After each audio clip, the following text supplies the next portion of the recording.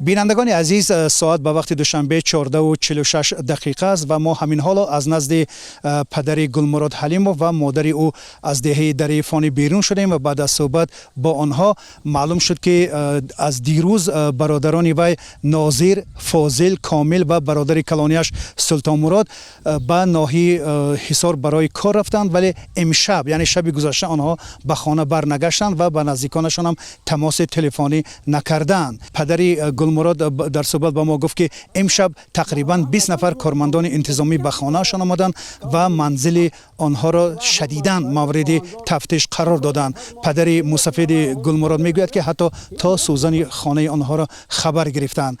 اینا اومدن اول خانه گیر کردن، اینا 15 بودن اومدن که اینا گریزه گفتن ما چا کنیم ما میگریزیم و من اومدن میکنیم. من گفتم برادر شما آلدان شما برای گلمراد آمدیتون کار بود که اوزی بشده خیلی کار بود. من خیلی گلمراد گاو میدونم یا گلمراد دنجا تیر تبان داره، هفتمات داره، کلیبیر داره یا تنکه داره، اینا چیزا کنه من برای این مردم آمدیدم کن درست همین ریشته شده. اما در مورد اینکه این 4 برادر گلمراد حلیموف کجا شدند، پدری او میگوید که بعد از اینکه صبح دیروز با آنها خداحافظی کردند و گفتند که در ناحیه حصار جای کار پیدا کردند و حتی اسباب‌های ساختمانی نیز اره و دیگر چیزا رو با خودشون بردند، ولی میگوید که کارمندان انتظامی آنها را خبر دادند که گویا برادران فرزندان 4 فرزند یعنی 4 برادر گلمراد حلیموف نیستند و ناپدید هستند. مادر گلمراد هم میگوید که همین خبر را بعد از آمدن کارمندان انتظامی آنها آگاه شدند و همسر یکی از فرزندان این مصفید هم گفت که تنها همه قدر میداند که شوهرش گفته است که جای کار پیدا کرده است و به ناحیه حصار رفته است، ولی با اون نه تماس تلفنی داشته است و از آنها هیچ درکی ندارند. آنها گفتند که تنها از طریق رسانه‌های خبری آگاه شدند که گویا این 4 نفر برادر گلمراد در ناحیه واسه در 150 کیلومتری شهر دوشنبه بازداشت شدند.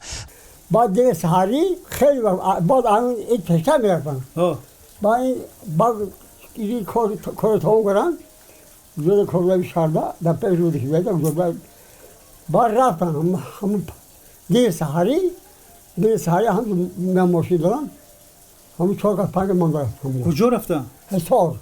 ناظر و کامل و فاضله در ناحیه واسه قپیدنشان. یا پیوند شما هیچی درک نداری؟ نه.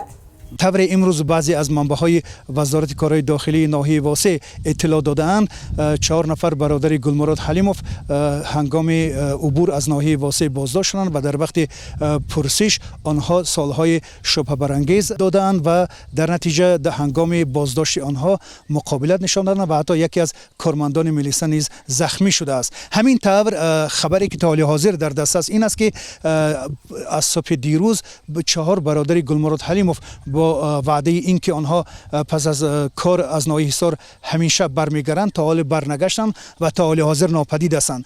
در صحبت‌های دیگری که ساکنان این ناحیه دره فانی به ما گفتند که آنها نیز شنیدند که برادران گلمراد ناپدید شدند و به کجا رفتند آنها درک ندارند و از خود هیچ درک هم تا حال حاضر ندادند و نزدیکان گلمراد میگن که ما با تلفن آنها تماس گرفتیم، تلفن‌های آنها نیز خاموش است و هیچ صدای در نمیدهد.